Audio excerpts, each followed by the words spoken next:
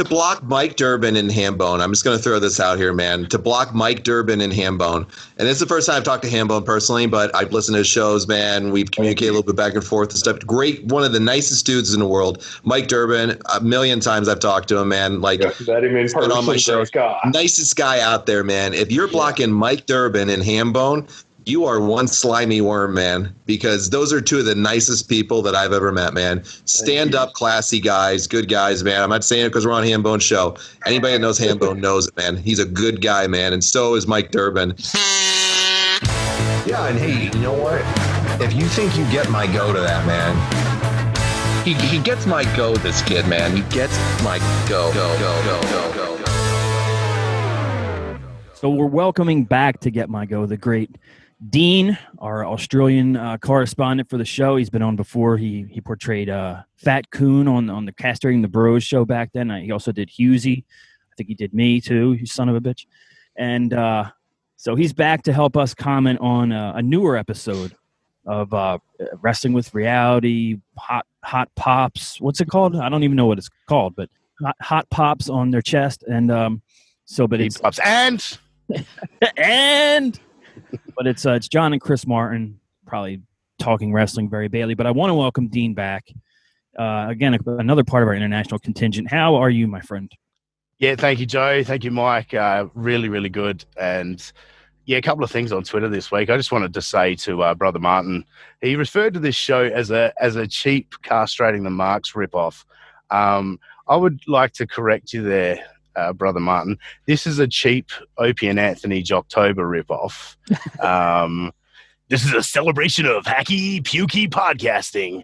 You know, this is it's much more like that, I think, in that vein of the Jocktober. So yeah, I've said it before, these shows are amazing. You can listen to them over and over again, and I'm so honored to be here for the second time. I think I'm the first recurring guest, so I can always say that. So in the core three, the triangle. Yeah, of course.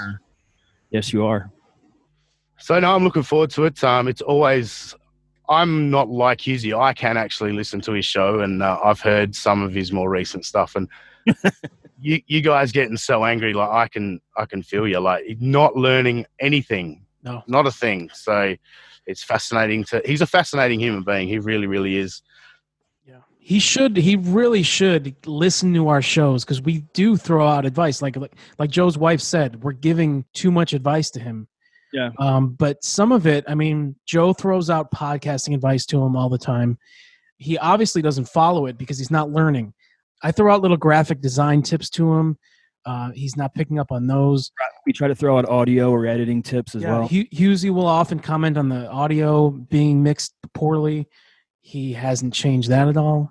It's very easy. It's very easy stuff to fix, but he just won't do it. So Husey has also advised him to look inside the inner child and embrace what's really going on inside. Yeah.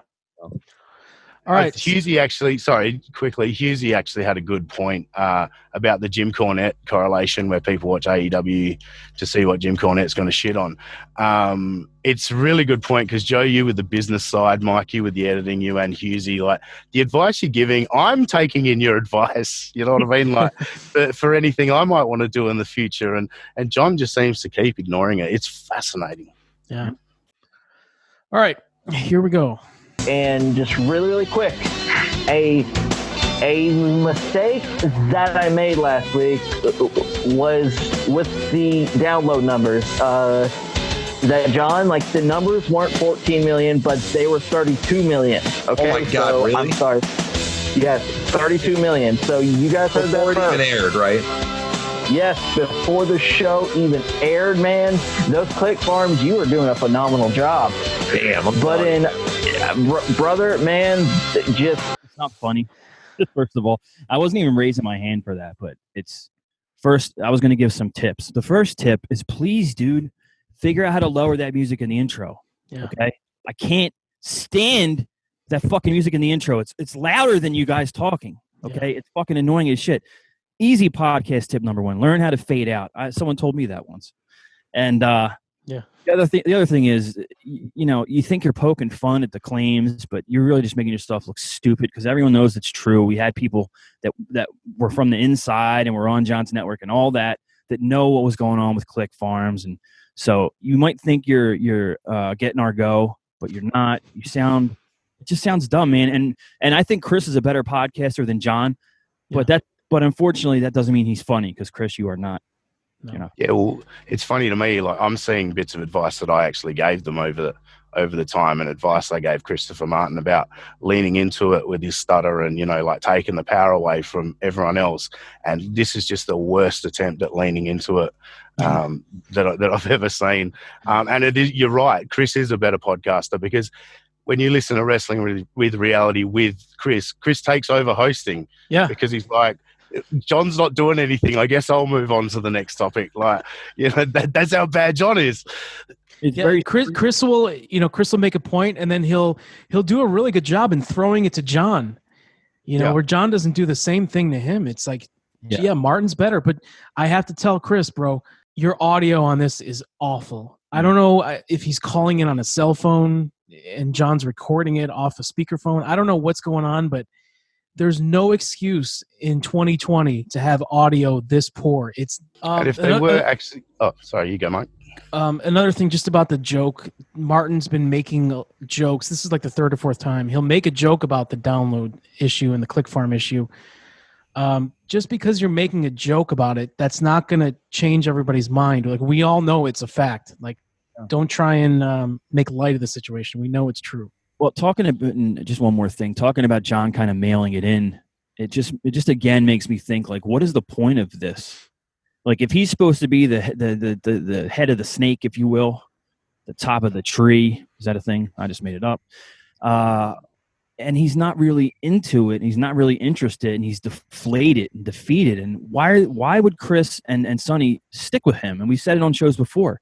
Just you can get your own feed. You can get your own account. You can get whatever you want for $20 or less. Some are free. I can't remember which one's free. One of them's free.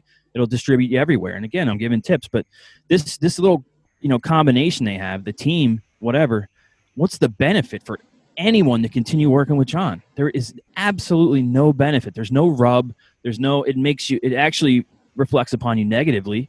Yeah. I mean, look what happened with Rob. He's associated with John. He can't get out from under that stigma, and that's a shame. But. It's funny you bring that up, actually. It's a good time for me to just quickly jump in with this. I recently privately apologised to Husey and privately to Jeff Lane. I emailed Jeff Lane during the week, and I know Jeff Lane watches this. So, Jeff, I apologise for...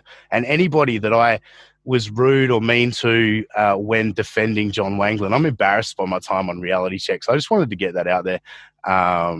Looking back on this, if I had heard all the rants that he did actually do, I would have been out of there so much sooner. I didn't realize how much was actually going on behind the scenes. And if you may have noticed back in the day, I never promoted anything on my Twitter.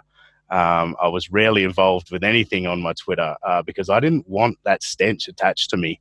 But now it's kind of cool that I do have that, because now I've got some insight into what was going on back then, which is, watching the decline has just been, once again, the word fascinating keeps coming up. I don't know. Has anyone brought up pathological liar? Like, yeah, like that's just what it really feels like at this point. Once he said, Kit Harington's coming, and some of these other claims that people sent pictures of his daughter. There's just quite a few things in there that there's no way they're true, Seriously, you're doing a kick-ass job with that, but in all seriousness, ladies and gentlemen, we are here for you, so we can have some fun, we can talk wrestling, and so you can get your mind off of this crazy thing called life right now, because you know what, that times are tough, and we need to have a fun diversion. So hopefully this could be a fun distraction for you. Are into the world of professional wrestling. You're in the right place today. Now, you heard something. You heard it jump from Martin mid-sentence to John. I didn't do that. That's not editing. That's the way the show is. thought you just did that. I was No. I didn't do that. I didn't skip ahead. That it struck me when I was listening to it originally. I'm like, wait, did something happen? No, that's just the way that it was. So, again, proof that John records these shows and they don't listen back to him before submitting them. I did a shitty podcast for a little while and I edited it, and like I'm like you, Mike. There's so much, like, I'm a big and ahra. Yes. And I would edit out ums and ahs, like, because they're obviously there on the waveform thing. So I'd clip them out so I didn't sound so bad. And so I used to do podcasts with these guys, do recordings for like 2.5 hours, and I'd walk away going, "There's a good hour, maybe hour and a half out of that."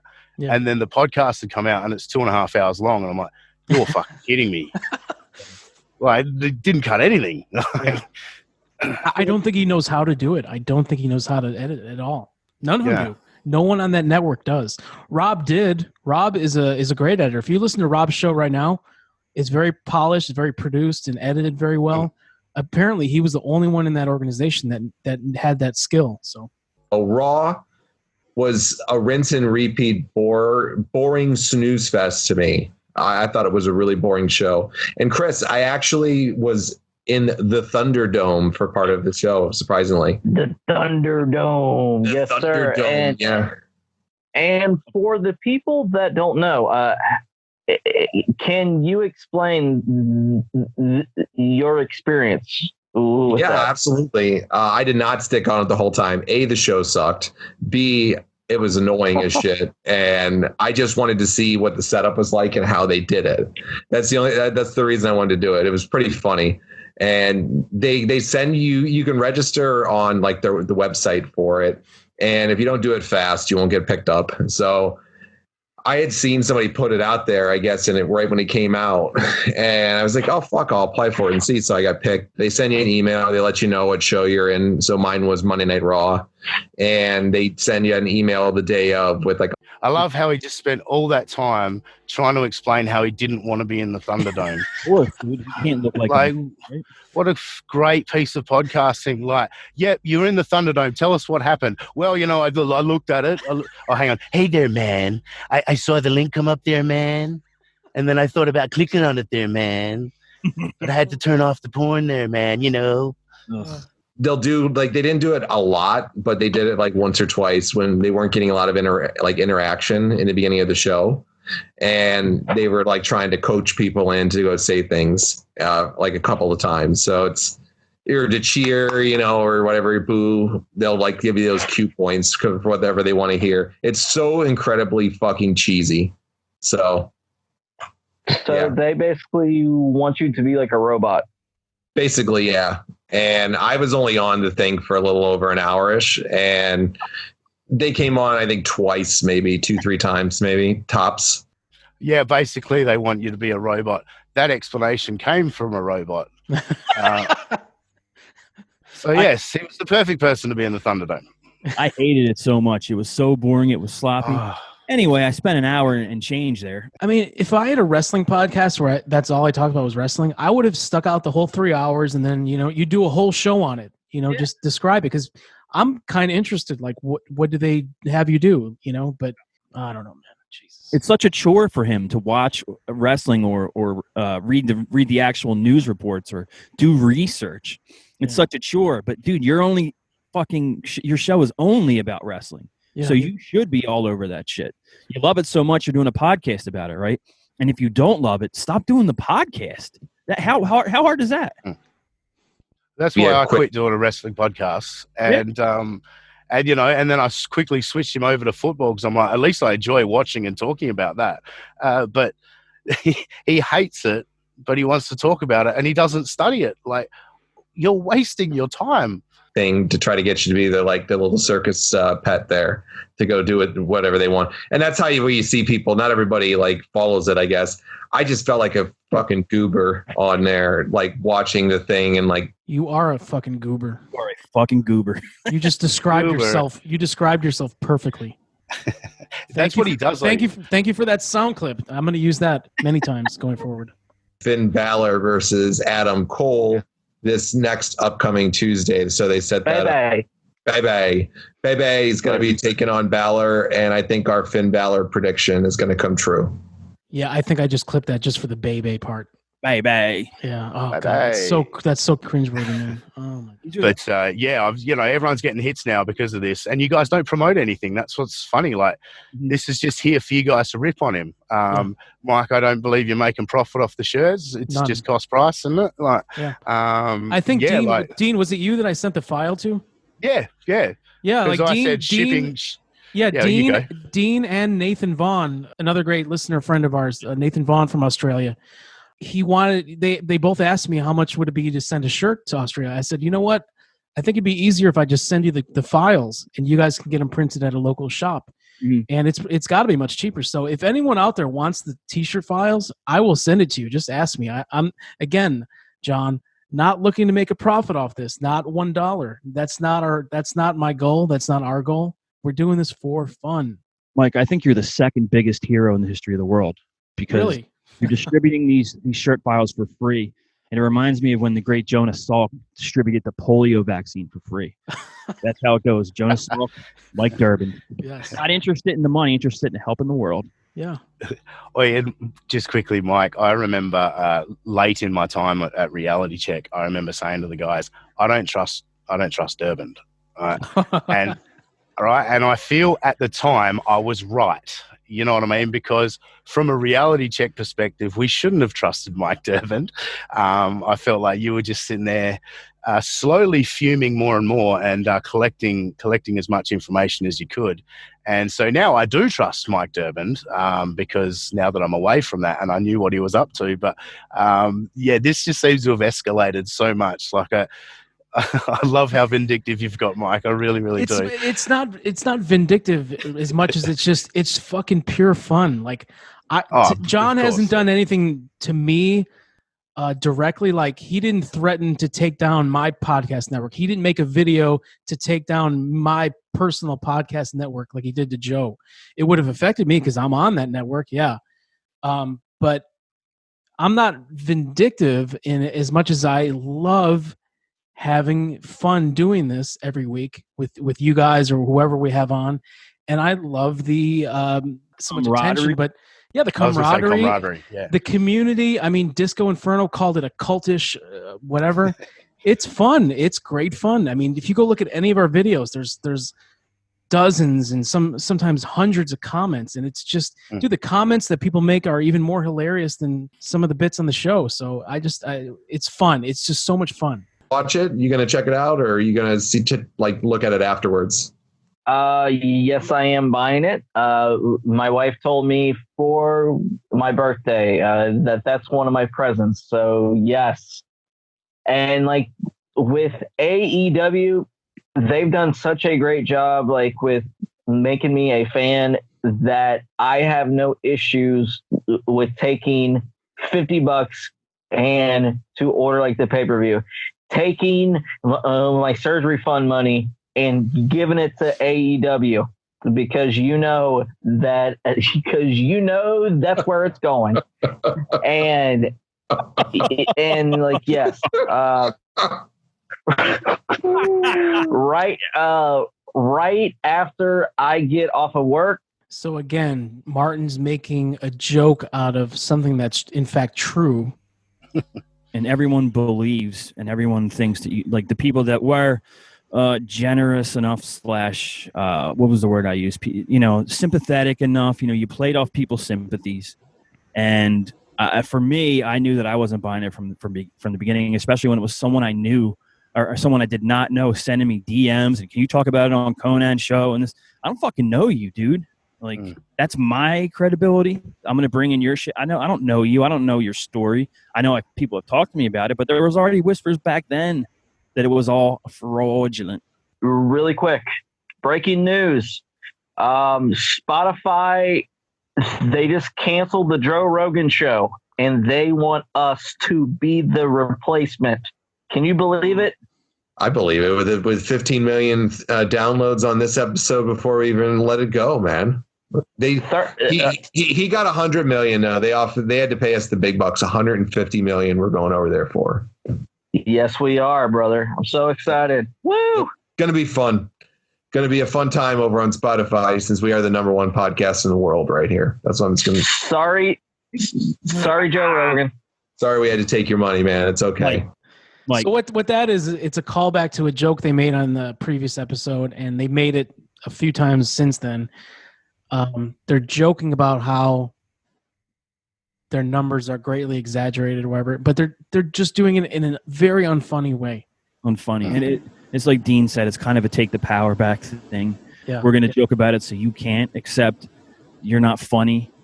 And people, you're not winning anyone over with this sarcasm. All you're doing is reminding people of the things that you once did. So, and we've listened to things and heard clips where Dipshit pretends that he's the number 2 podcast. And this week I beat Pritchard Ross and Austin. And shut the fuck up, dude.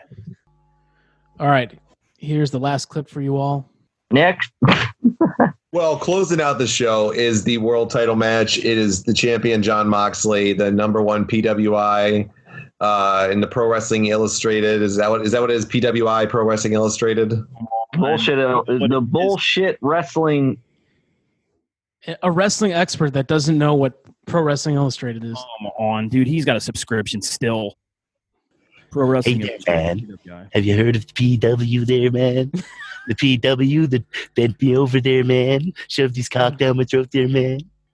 Everyone, I imagine everybody that does a Wangland impression now is just doing Husey doing Wangland because it's really is good.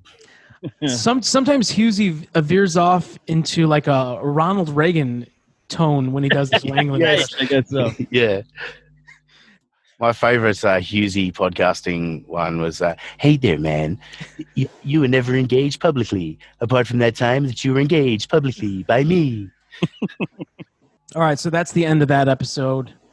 Fucking awful. But Dean has found a clip from the September 9th episode of Wrestling with Reality. And what do we got in this clip, Dean? Yeah, so this is John. So they get to the point where Matt Hardy gets KO'd in the match with Sammy Guevara. And Chris Martin throws it over to John to explain it. Now, I just want to say, everyone do a shot on Meltdown. This is a minute clip. Do a shot every time he says Meltdown. But yeah, let's just have a listen to this wonderful little promo from Johnny Podcasting. Okay. And Matt finished the match with a severe concussion. And he threw Sammy off of a freaking piece of the stage through like wood panelings. And it was stupid. It was dangerous. It was ignorant. And John, you can tell us how his wife reacted to what happened. God, Rebby had a fucking shit fit again. Just had another meltdown online, like she does probably once or twice every couple of days there at least. She's probably having a meltdown once every other day online. This was her most recent one. She had a meltdown after the whole thing. She's got to cool her jets too, because they're going to get sick of that shit. I believe she was one of the reasons that ruined things for him in TNA at one point too. So there says a little bit about Rebby Hardy, but she wasn't happy about the match. Yeah, you didn't know that? Oh. No, I did not. Yeah, she was a pretty big proponent of his issues over there. And I believe she was a big part of them not giving and signing all the trademarks over that he had to fight for because she was such a pain in the ass to deal with.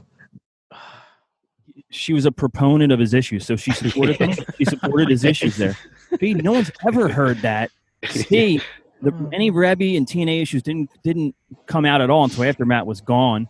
And D, he left because there was a big administration change. I think it was when Jarrett came in to take over with Anthem, and they had a chance to go around the world, do a lot of indies for money, and then go to WWE at WrestleMania. That's what happened. They didn't fire the biggest act in their company at the time because of his wife, dude. You're just making shit up. Well, first and foremost, Rebby Hardy's quote-unquote meltdowns have always been when someone's trying to fuck over her husband. And what happened at All Out was Matt Hardy fell 10 feet, cracked his head on the concrete, and they patted him on the ass and said, "Get back out there, kid." And, I think anyone would lose their shit in that situation. So to be making fun of that and then yeah, just she was a proponent. Like, you don't understand the English language, John. Get a word a day calendar, mate, and actually read the definition. What's the word? You're malapropping the fuck out of it. Yes. He needs to get Grammarly, that new program that I see ads for. All right, Joe, do you have a time code on this? What? It's just 7 minutes of him and I don't even know what it is. I just wanted to throw some. Oh, it's 7 minutes. Okay, what is this? Jeez, I don't think I've seen this. I just did a quick scroll through, like, what can we throw on here to fatten it up a little bit? Yeah, I enjoy hearing the reality check announcements because, of course, we can all poke fun at how none of this occurred. But I also am a fan of Hopeful John. So when we go back and find some Hopeful John clips before he got soured within like 3 weeks and bitter and angry, that's fun to listen to, too. A different tone. Let's see what the Reality Check Network had coming for us last April. Greetings to all the great listeners of the Reality Check Podcast Network. I am John Wangland here with you, host of Wrestling with Reality and the owner of the Reality Check Podcast Network, here to thank each and every one of you for making our network such a huge success. Also, just want to remind everybody about all the great shows that are out on our network, coming to you guys live 7 days a week, right to your favorite podcast source. Whatever you listen on, they're going to be on there. You can check out all of our shows on iTunes, Google Play, Stitcher, Spotify, Spreaker, you name it, we are out there, and we hope you check out all the great shows that we have every Monday, Wednesday, and Friday. Get out and check out Just Thinking with Stan Wangland. It's about social issues, news topics, items that are of importance. It's the best 15 minutes of the day that you're going to get every day that's going to get you started on the right track. You can listen to it at any time. You can listen to it on your way to work. I just wanted to point out that one of my first real levels of annoyance, and when I realized to what extent like copycatting was going on, I never cared when he was starting the podcast network. We've covered that. I gave him advice over the phone. I told him what pricing I was using at the time. I told him agencies to go to for sponsors. Like, I did anything I could to help him at the beginning. I just knew I wasn't going to partner with him. But good luck on your own, you know? So shortly after he and Radigan left, I got an email from someone at Spreaker. And she was like, well, you know, we see, you know, you got a bunch of shows out there and our platform is going to change and we're offering, you know, free, accounts for someone. You can monetize your shows and Spreaker takes this percentage of it and blah, blah, blah. And we were on fucking Hipcast. You know, that I've never even heard of it since. I'm probably the only one that ever used it, even though I made it work. But so it looked more professional. There was little bit of trickle of ad money coming in for those pre-spots, which I just can, that's my payment now basically. And I just thought it was a great move. And it has put us on all new platforms that I wasn't aware of before. And I just think it made us look more professional. Having the little spots in the show makes it sound like a real show, you know? But like a week after I went on Twitter and was like, we're moving Creative Control Network to Spreaker. This is a huge move. You know, it's going to be great for everyone on there and blah, blah, blah. All of a sudden John was on Spreaker. And I know for a fact that he went like as soon as he saw my announcement, he went there and convinced Rob that it was the thing to do and the place to go, and went, and it was just a complete copycat move. And if he had any smarts at all, he would have stayed there because no one's going to give you a better deal than them anyway. But he's convinced there's massive ad revenue somewhere for a show that gets 88 downloads. And I'm here to tell him it doesn't exist. Spreaker was your best shot, but they know you by name now. So I very much doubt, unless you were paying an exorbitant fee, that you would ever go back, because you've caused enough trouble at that place. Well, first of all, did you know Stanley Wangland was number 13 in Brazil? It's funny, like the skipping, jumping platforms, like he'd always say, yeah, these people offered us a better deal. And it obviously got to a point where I was like, you're so full of shit. Like, you know, you've obviously bullshitted to the last fucking provider, and now you got to go to a new one and bullshit to them as well. Mm-hmm. I figured what happened with Spreaker was he knew we were getting the deal that we were getting or whatever, and he went on there and said, I'm the Reality Check Network. I get this many downloads. We're interested in your free, you know, member package or whatever, and we'll deliver these numbers. And then when he didn't even deliver a fraction of them, they said, hey, I'm sorry, to continue with this package and get all the benefits from us, the distribution, the show ads, you're going to have to pay us because you're not living up to your end of the deal. And it was hop, hop, hop. And that's what I would try to tell people like Dean or whoever was working in or around with John, was like, dude, just look at this. And I changed a provider one time. You don't have to. There's no deal that's that much better than another deal, or I would have taken it by now. Like, there's no reason to go from Spreaker to Anchor to this to that to Simplecast. Like, he was on some shitty ones too, you know, and it was a mess.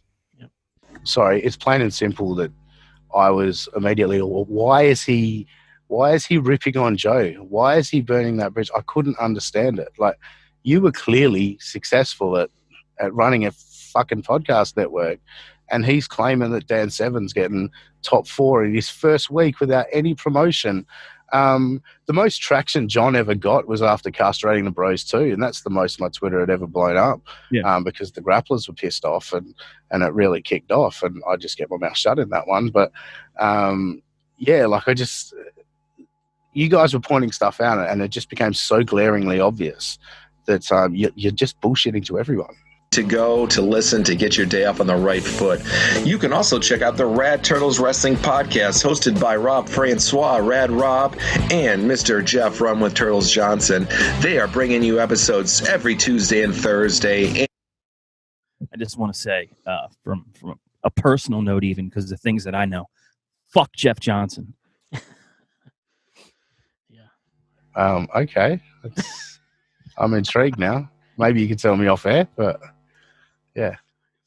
And after every major wrestling show, they will give you a review show where they bring special guests on with them. Every Tuesday, they do interviews with stars of the past, present, and the future. And every Thursday on their flagship show, they are talking about all of the week's happenings in the wrestling world. And, of course, you cannot forget about Effing for Real. This is the podcast that the Effing stands for fighting. It is hosted by Blake Shake and Bake Siegler and Jeff Johnson. And they break down all the major UFC, Bellator cards, everything that is out there for your MMA needs. It is there for you guys right on FN For Real. You can catch them every Saturday and Sunday, sometimes on Fridays as well. If they drop a little early, they do live play-by-play pay-per-view cards where they're going through and breaking it down with you, piece by piece, step by step, punch by punch, move by move, and then they're going to break down every card before. They give you all their predictions, the expert analysis. Like, were you just trying to break your own neck? I was cracking it. Yeah, it looked like you were just trying to kill yourself by breaking your own neck. You do have some guns. Play-by-play pay-per-view cards where they're going through and breaking it down with you, piece by piece, step by step, punch by punch, move by move, and then they're going to break down every card before. They give you. Yeah, this is, oh my God. It doesn't make me want to listen to any of these shows at all. It makes me hate every podcast he just mentioned. And sorry, Rob, I hate Rad Turtles Wrestling Podcast now because of the way John just promoted it. What a solid way to plug Creative Control Network's Effing For Real, though. Thank you, John. Yes. A full look into the world of mixed martial arts. We also got with us The People Under the Stairs, hosted by Paul James Caden and Stan Wangland. It is your look at the paranormal side of the world, the spooky, the creepy, the things that everybody think isn't real, and they're going to tell you all about the different experiences in the paranormal world every Wednesday and every Sunday. Stuff that isn't real. They must have done a podcast about John Wangland's promises. His burgeoning career. Yeah, that was the original Get My Go.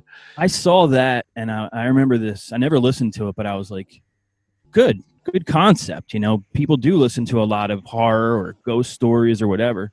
I don't know if it was any good, but the concept was like, that's a nice little niche to have on your network, you know? Each week, you get a chance to check that out. And, of course, you cannot forget to go check out the podcast with Bang and Dang. Two brothers, Bang and Dang, host this show. It's about anything and everything. They talk about sports, wrestling, fun, girls, social topics, politics, you name it. These guys talk it. They bring you episodes every Monday and Friday. And lastly, you got Wrestling with Reality. We are giving you 4 to 5 shows a week. Every Wednesday and Sunday, we're talking wrestling on here. We're bringing you wrestling interviews with the great stars in the wrestling world, the past, present, and future. Every Saturday, we are breaking down different issues in wrestling, different news topics, different things. And all throughout the week, we bring you Upstart podcasts, entertainment reviews as well. Upstart podcasts. So they suck. So they're shitty. The thing about, I don't know who told me this, but the thing with Bang and Dang, someone said to me recently we should try to get one of those guys on because they confirmed that there was issues with the ad revenue or something where John, I guess he was siphoning it for himself or wasn't paying these guys what he said, or I don't know. But that's interesting. Those guys always seem kind of funny. The political differences. There's no way that relationship was going to last, though. Yeah. So So Bang and Dang, if you watch this, send us a message. Yeah, baby. We'd love to have you on. I love that he didn't quite go all in on that. That's with Bang and Dang. They'll talk about everything and anything. He didn't quite go all the way, but that's what he was looking to do, I think. Wrestling with Reality. So please go check out all of the great shows on the Reality Check Podcast Network. You can find us on Instagram at Reality Check Podcast Network, or you can hit us up at WWR Podcast right on Twitter. Give us a like, follow, and make sure you guys subscribe and give us a great rating and review right on iTunes. Thanks, everybody. You know what's interesting about their iTunes ratings? Their rating is 5.0. Yeah, those are bought. You can buy those too. Do you know how hard it is to get 5.0 for anybody? Like Jim Ross doesn't have 5.0. Steve Austin does not have 5.0. It's almost impossible to get that. No. Unless, not only can they be purchased, but there's also that share a pod and pod family connection where everyone agrees to give each other good reviews. And so that's why when you see best doing all these different shows, it's because they're in the community. And then you see them come and giving the 5 stars back. And it's, to me, again, as a concept, I understand it, but people are going to realize like this isn't legitimate. And that's been the problem all along. Everyone can hear it in John's voice or see it in the posts when something's fishy, especially now. And those reviews aren't real. So, yep. Appreciate all your support. That was it. What a bummer. That's it? There's 2 minutes. It is playing out with music. Maybe some ads. Oh my God, he's going to just play 2 minutes of Stranglehold instrumental? Is he doing a slow fade out? Does he know how to do that? Oh my God. Wow. Hi, it's Jamie, Progressive #1, number 2. Wow. Oh my God, dude. He had a 4-minute show and he added 3.5 minutes of commercials. That's a disgrace. There wasn't quite as humorous as I would have liked. I think some of the latter day announcements about Vamp or Severn are much more amusing. There's still plenty to go. We're going to have some interesting guests coming up that are going to shake the very foundation. Get my go. Yeah, I look forward to some new interesting guests.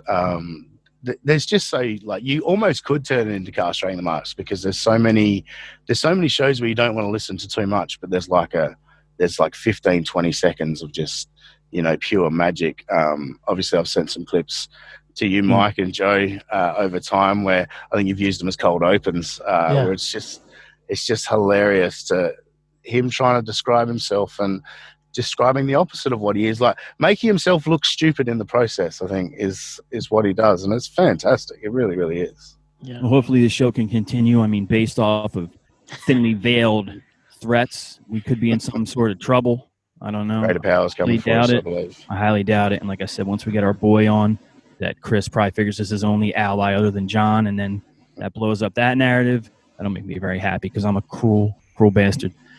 Dean, we have about 5 or so seconds of recording time left. Give me a good short little story. Just what are some of the more ridiculous tweets or accusations or claims that you've heard from John while you were working on his network? Well, I did think of something this week that I remembered. I remember being on a recording and he come on and he goes, I've got a big surprise. There's a big name that we're talking to hopefully get a podcast going with. This was at the point where I was like, this guy really is full of shit. So yeah, he was saying that and Rob's like, oh, who is it? And he's like, oh, it's a surprise. I was like, I think I know who it is. And John's like, oh, who do you think it is? I went, Dustin Rhodes. John had tweeted, Dustin Rhodes put out a tweet saying, look, what do you reckon? Should I do a podcast or something like that? And then John replied to him like, "Hey there, man. I've got a podcast network there, man. You could come do a podcast with me. I do millions of downloads there, man." So yeah, straight away there, I'm like, yeah. He goes, I'm in talks with his management. I think his management team or whatever. And I'm like, yeah, you are. They aren't, but you are.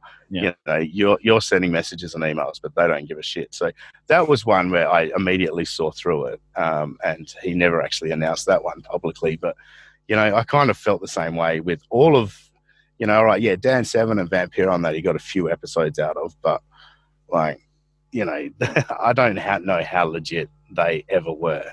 I love also when he was trying to get rid of me. Like he supposedly, as John would say, he was getting people to search IP addresses, which is really funny because what is it, a VPN? John's never heard of that.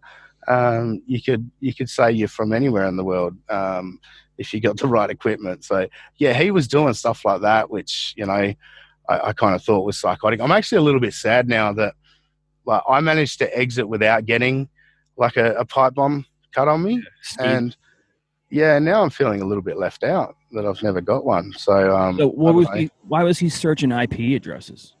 Because he thought I was a bunch of Twitter accounts that I wasn't. Oh, he was trying. I see. Because I mean, what's he going to find out? Hey, one guy listens from near Philadelphia, and one guy listens from near where the fuck is Husey from? Belfast. Belfast. Yeah, of course he's from Ireland. Yeah, so he was doing that. Apparently, this is what I've been told, and he claimed to me that one of these parody accounts was out of Perth, Australia, which is where I live. And I was like, well, it's not me. Like everyone knows the parody account that I am. It's not been a secret for a long time, and you know that's got some good laughs. Good old fat June, how you doing? Yeah. So you know, like it was never a secret. Everything, like you said earlier, Joe, we've all done this shit in the light. None of this has been done in the dark. It's all public. It's all there for everyone to see. Well, as we're wrapping up, the one final question. You know, we talked about some claims and stuff, but what's one of the more hilarious accusations that John may have had about myself or Mike or Husey that you remember him sending in the DMs? Definitely Mike. So Mike, I think you've been accused of being Kevin Gull at Whole Foods. Definitely. Kevin, even though Gill as well. When I first heard that, I was like, you got to be kidding me. Like that guy's like political and he makes some funny jokes and stuff. If you look at those accounts, like the Gull and then the Bixen Satin one, there's two separate ones. Yeah. Those predate like me ever coming into the scene here, like on Russo's brand. Like they're way older than I was active. You know, it's like I didn't even know what a parody account was until I started listening to Keeping It 100, which was well after I was involved in Russo's brand. You know, on Capturing the Marks. The parody account was like invented to make fun of Kevin Gill. Like that. Yeah, like I didn't know who Kevin Gill was until, like, I didn't even know who Joe Feeney was when I was in the at that panel with you at StarCast. Like I didn't even know who you were. Hambone mentioned you, but like I didn't even really know who you were. So I didn't listen to Keep It 100. Therefore, I don't even know who the fuck Kevin Gill was. Yeah. Until, you know, a few weeks later. So I mean, come on. Joel, hold on, Dean. Why would he? Why me? Like, why that one? Like, why would? I got no idea. It switched between you and Hambone. I you know, you guys were one of them, one each, and he sharing the parody account or something. Yeah, but it was always back and forth as to which one was which. I never really sort of believed that, but yeah, Joe, like, he never really. Like I think he was just upset and pissed off that you'd turned on him. Like I don't remember anything specifically about you. You know what I mean? Like Husey, he's got a visceral hatred for Husey, and you know that's the enjoyable. See, he made me turn on him. Like I was pretty neutral. Joe said before on a previous episode, I was like Switzerland. Yeah, I tried to get along with everybody, and then, dude, you forced my hand to turn on you, man. You know. Now look. Yeah, you did some stupid shit that made me turn on you. So, and once Durband grabs a hold, he's like a German shepherd. Yeah, and it's funny because a lot of people around you, John, have turned on you. So, what does that tell you about you? What does that tell you? Yeah, not learning anything though. Well, we got less than a minute. Dean, where can we find you on Twitter? Look, search at that sussy guy. Just imagine that Aussie guy. Put an S where the A should be. I don't really give a shit if you follow me or not, though. So, yeah, that's pretty much it. All right, Dean. We want to thank you for coming on and give us a fat coon goodbye. All right. Well, yeah, this guy's unbelievable. This Johnny podcasting guy. You know, like I got friends that just think this guy's an idiot. Like I'm the kind of guy. Like I argued that you know the BLM protest, they didn't have any correlation to the